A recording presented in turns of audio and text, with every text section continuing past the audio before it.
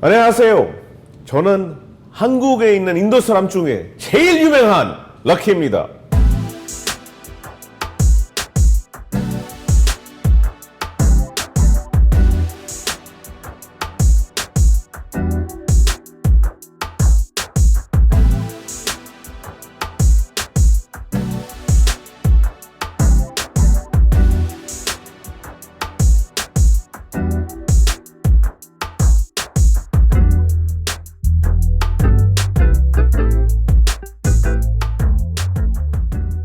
Okay, good to have you. Hey Steve, finally.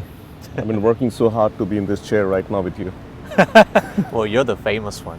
I'm trying to be, so I can talk with you. Lucky, so that's a very nice name.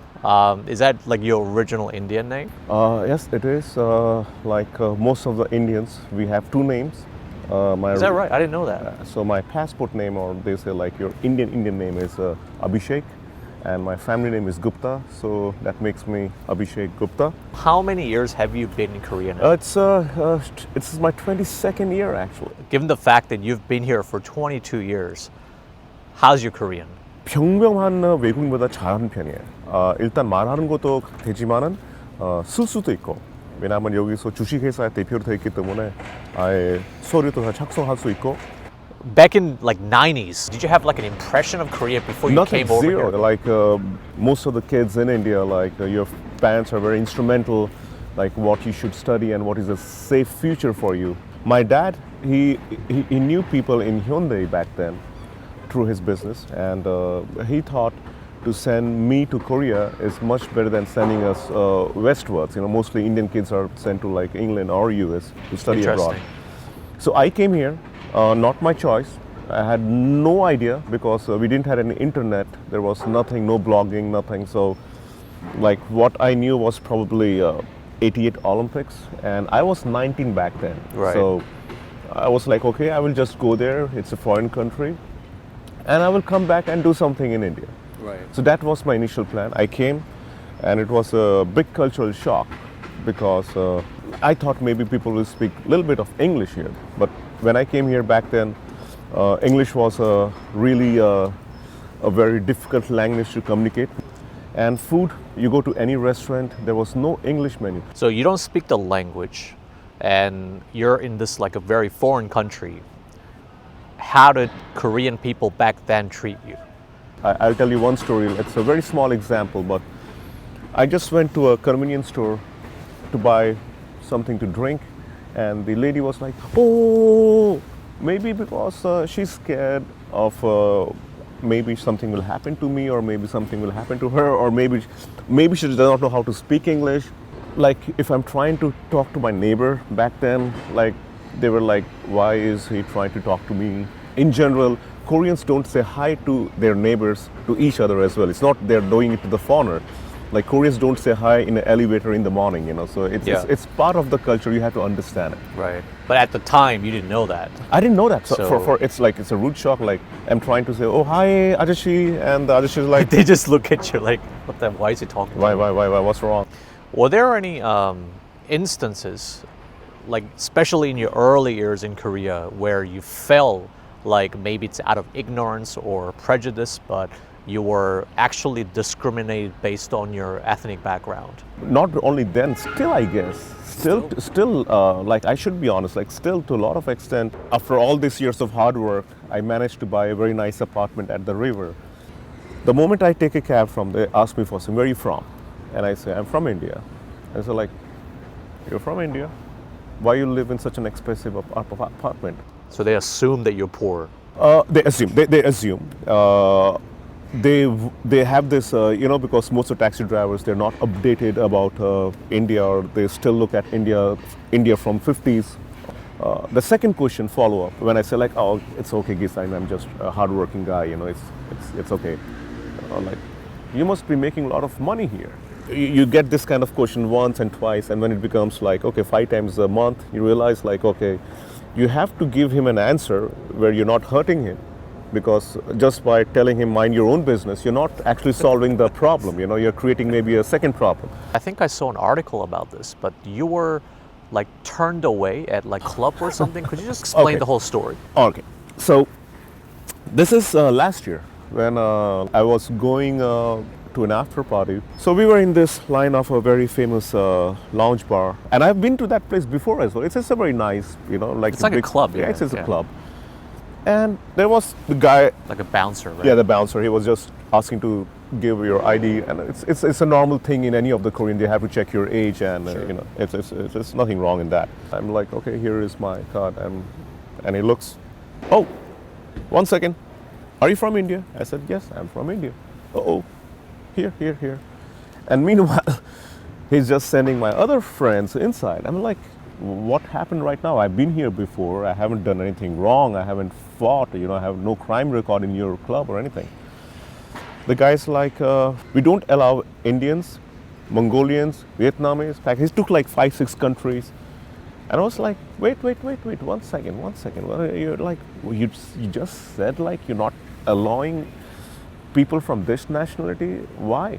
It's our policy. We don't want. I said like, what kind of policy is that? And then I tried to reveal my identity. Like some guy from back in the line was seeing this. He took a picture and he actually posted this guy from India who's on television. He's popular and he forget to bring his iCard maybe. And he's trying to throw tantrums. But you had your ID with you, I and had the my guy idea, just everything. was being He was just like, he was thinking they're not letting me in, and I'm trying to create a scene. Right. Because they're not actually listening to the conversation. You go back home, you're already like furious, like this has happened, and the country you love, the country you're a part of it. So this kind of things are happening. What was like your lowest point? To be very honest, I was about to quit to live in Korea in the first 6 months. Like the first month, I must have, because there was no email, so I was writing handwritten letters to my family, telling them maybe this is not where I belong at, honestly. I came in 96, and after 6 months, my father died all of a sudden. Like it was not like we were expecting his death or something. It just changed the whole way I was thinking. Like I thought like, if he visioned something about me being in Korea and doing something great, I should adapt to this country. I should learn, and I should be successful in this country to make him happy, actually. Like before that, if anything was a trouble, I would think to give it up. After that, I try to overcome it. Like every challenge I accepted, like if this is happening to me in Korea, it won't change if I go to state or back in India. You cannot just blame it on the society. It's how the way you look at it. What I'm hearing is that even though you may have been exposed to what could objectively be seen as like a racist behavior, you chose to interpret it in a way that, oh, it's just because they don't know who I am. Yes. And you just kept that positive mindset. It's if they don't think I'm good now, I should make me a better person to recognize. And that's the reason maybe I like even my television thing. I'm never a first choice of a television actually. What did you study in college? I did economics. I was a commerce student. Again, So you're an economics major. Yeah. How do you go from like a business guy to being on TV? Like, how did you get your break? I did one show called 세상의 아침 in 2001, which was supposed to travel all over Korea, eat Korean food, and experience the culture. There was actually one foreigner girl who was picked for this show. And a day before that, the shooting, she just canceled. So they just called me like, can you just come for one episode and we'll see. And I know this is my one chance. So I did so well. I was trying to be like, mix the cultural aspects of Korea and India. I was picked for one episode, but I got a 2-year contract after that. So I realized like you have to just give your best shot at everything you do. And in 2016, I got a call from one of the writers who I worked in my KBS days back in 2001. She was doing a show called Seo Mishike, which is like a Wednesday food gourmet. It's a very popular show still going on about the food. And she's like, we're doing a special episode on Indian curry. And I knew you were always talking about Indian food and you're so passionate about cooking. Can you just come and be a guest on our show? So I just went for fun. And I was totally enjoying again being in front of camera and all these famous people sitting in front of you. One of the main MC of the show was also doing hosting the show called Pijong Samhedam. He recommended my name to the makers of that show, and they just called me, and I was part of Pijong Samhedam, and life changed after that. Have you heard from other Indian people who came to Korea because of you? I haven't got that mail. That will make me cry actually. That will be too much of a, but I get a lot of fan mails from India now. So if you look at the eastern part of India, the states of Nagaland or Mizoram, where the major population is Mongolian race, and there's a huge fan base for K-pop or Korean drama, like they have a huge fan following. And because of my restaurant, like we get once in a while some K-pop idols coming to my restaurant and posting pictures, and they're like, oh, our Uppa was in your restaurant. What did he like? Did he like the tandoori chicken? Did he like the naan?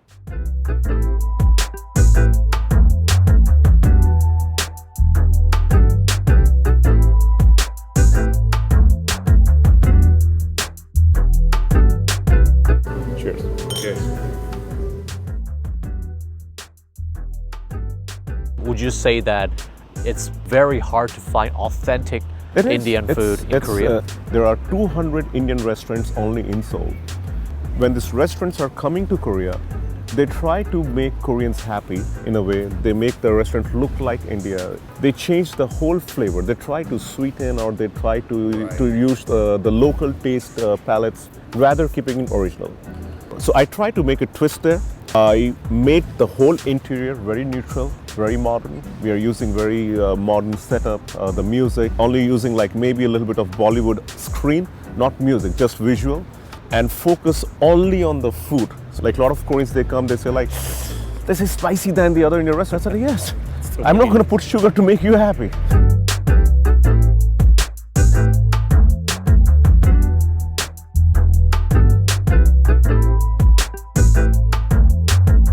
That's a butter chicken. You should definitely try this.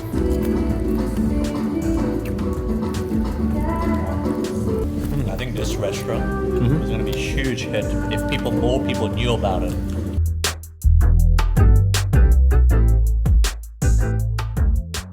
In terms of your identity, like, do you see now you're some more as a Korean or Indian, or are you both?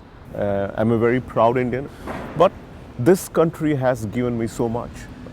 My bread and butter, my restaurant, or my fame, and I'm in debt. I'm very, very thankful, and I just want to be a part of this society. And I think this is so precious, like this moment.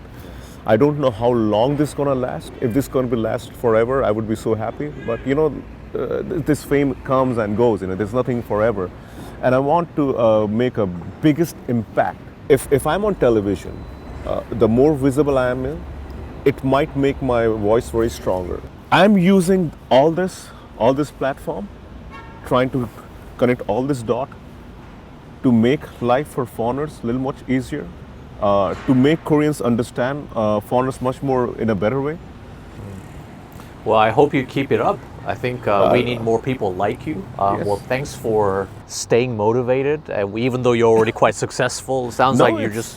I'm very hungry, very... Yeah, you're very driven to affect bigger change, which is something that I personally love to see in people. So thanks for your time. Thanks, Steve. Thanks for having me on your show.